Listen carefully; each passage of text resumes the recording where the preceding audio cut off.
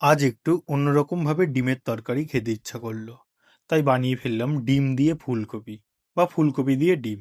তাহলে চলুন দেখা যাক আমি কিভাবে রান্না করলাম ডিম ফুলকপি।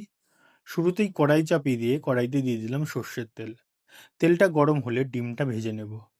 খুব বেশি লাল লাল করিনি, হালকা করেই ভাজলাম।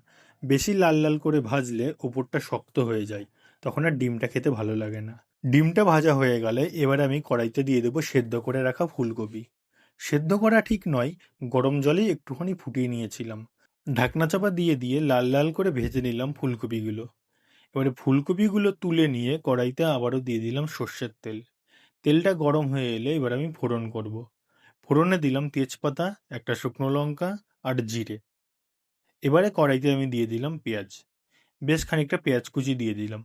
পেঁয়াজটা একটু ভাজা ভাজা হয়ে এলে এবারে কড়াইতে আমি দিয়ে দিলাম কাটা টমেটো। টমেটো দেওয়ার পরে দিয়ে দিলাম পেঁয়াজ, আদা, রসুন, লঙ্কা বাটা। তারপর দিয়ে দিলাম গুঁড়ো মশলা।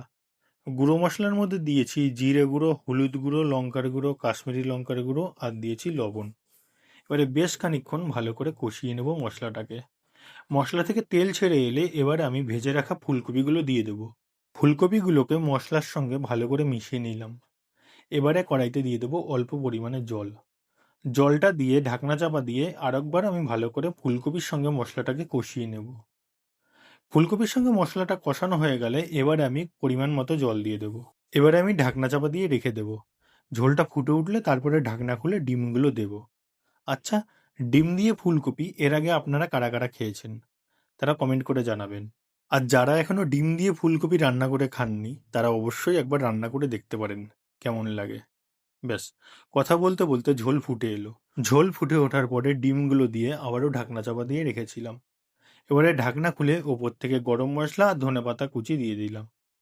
ব্যাস, আমাদের ডিম দিয়ে ফুলকপি একদম রেডি। তা কেমন লাগলো আপনাদের ডিম ফুলকপি রান্নাটা, সেটা কিন্তু কমেন্ট করে অবশ্যই জানাবেন। আর ভিডিওটি যদি ভালো লাগে তাহলে একটা লাইক আর শেয়ার করে দেবেন। আজকের ভিডিও তাহলে এই পর্যন্তই থাকছে। আবারও দেখা হবে পরের একটা ভিডিওতে অন্য কোনো রেসিপি নিয়ে।